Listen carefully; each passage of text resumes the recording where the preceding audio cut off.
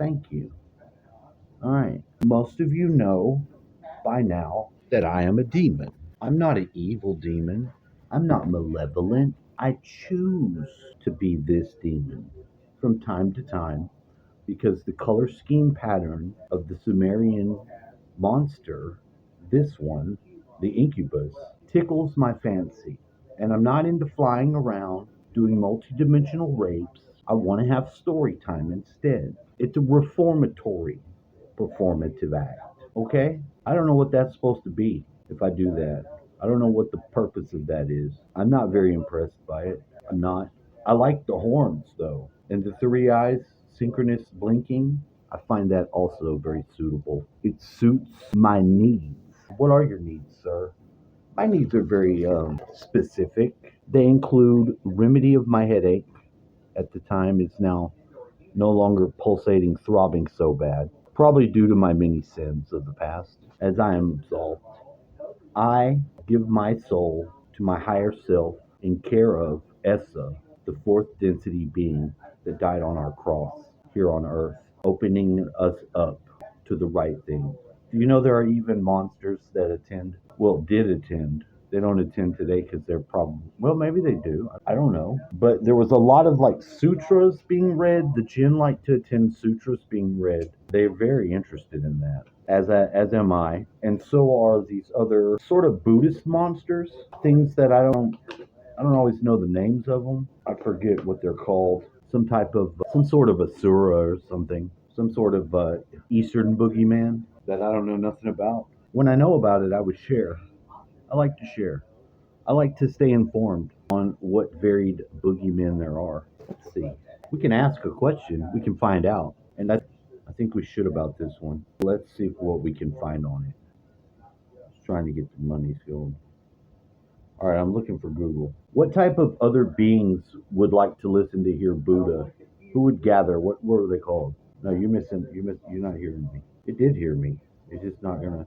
Names of other entities that were mentioned in the Buddhist text. Let's ask. Let's see if there's a video about it because this is all chicken shit.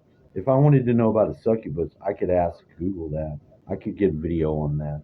Hold on, lady, you gotta go. She was a good channel, but we're not gonna.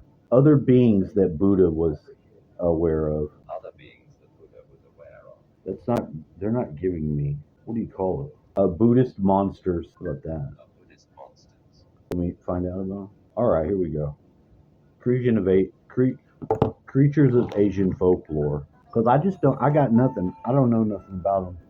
As far east as I can go is Asuras. Hello, Asian Stories folklore. and myths that have been passed down. The Ekek has the ability to shapeshift into human form during the day. I'm an At Ekek. night, it transforms into a monstrous Okay. bird and hunts for prey, particularly targeting unborn children.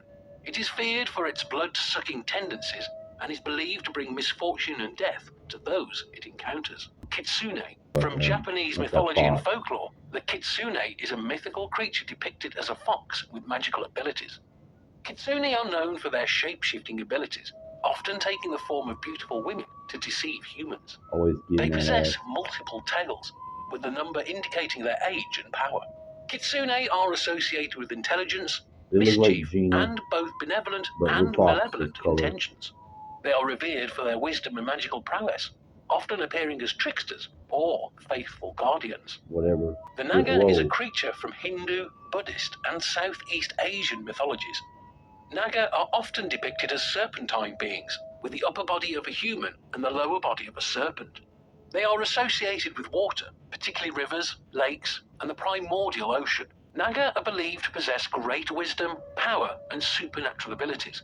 They can take on both benevolent and malevolent forms, and are often revered as protectors of sacred places and treasures. In Hindu and Buddhist traditions, Naga are considered a divine race with their own kingdoms and are often depicted as guardians or companions of deities. Manananggal. The Manananggal is a monster from Filipino folklore, which is depicted as a female creature with the ability to detach its upper torso from its lower body. Oh, that's In its wonderful. monstrous form, the Manananggal sprouts large bat-like wings and elongated sharp claws. It is known for its preference to prey on pregnant women and its craving for the hearts and blood of fetuses. Great. The Another. Manananggal is often associated with darkness, fear and nightmarish tales. Okay, move on. It is vulnerable to garlic, salt, and I think the Filipino monsters are being overrepresented. Filipinos, chill the fuck out. You got too many monsters. Move it around. sunlight, and its lower body must be kept away from it to prevent it from rejoining and returning to human form. What? Oni. I know From about Japanese the Oni. mythology and folklore, the Oni is a type of supernatural creature often depicted as a fierce, horned demon. Oni are known for their monstrous appearance, with sharp fangs, wild hair, and coloured skin, typically monster. red or blue. They are associated with evil, chaos, and the punishing of human misdeeds. Oni are often portrayed as large and powerful beings, wielding you. iron clubs or kanabos. They are believed to dwell in the underworld, but can also appear in the human realm to cause mischief or carry out acts of vengeance. A donkey Almas, guy? also known as the Almasty, is a cryptid creature from Central Asian folklore, particularly in the regions of Mongolia and Tajikistan. Yeah. It is described as a humanoid creature similar that's to a wild Bigfoot. man or ape-like creature, Bigfoot. often covered in long, white or sandy-coloured hair. Almas are believed to inhabit remote mountainous areas and are known for their elusiveness. Sightings of almas report that But they they can possess disappear. great strength and So agility. what? They are considered to be shine elusive, avoiding contact Hey, with humans. From I don't Japanese cut for mythology that. and folklore, the Stop Tengu it. is a legendary I know creature about you depicted too. like creatures, representing What's the up, my Saka boy? is depicted as a malevolent demon or vampire-like creature. Ah, look, It is like creature with it's a creature known to be a dragon. It's a fucking dragon. These are some of the creatures, but these are not the ones. I don't recognize any of those. Those aren't the ones I'm talking about. More like Indian ones. I can't think of the names of these beings. But they were sort of tricksters, too. But they would like to hang out, and it was on Scout Mandelker. He probably got it from, I don't know, he reads a lot of Buddhist and different material, but I don't. So it exposes me to those teachings and that I find them acceptable. I gather in my demonic form and I listen to the sutras too, or whatever, whatever Nityananda was talking about. Nityananda was the man. You know about Nityananda? Dude was practically a god. He did all kinds of crazy shit. He had all kinds of powers. He would park his body in the fucking jungle and just fly all around the world back in the 30s. He could demonstrate very powerful teachings. Like one time he grabbed this lady in public's tits. He grabbed her tits and cured her of a disease where she had 3 kids that died from her breast milk, and he cured her at that time. The town almost, killed him. But it was found out because he used that as a teachable moment to teach people to break their taboos, not to think so harshly about things, because he wasn't trying to fondle her for any other purpose than to heal her of the milk and to shock the people, to show them they don't know every fucking thing they think they know. That's the good thing about very high powered beings. Like Nityananda was one, but he was a human too. He was come down here to do a mission. He came to do a mission. He was fucking sent by the Saturn Council, the Council of Saturn.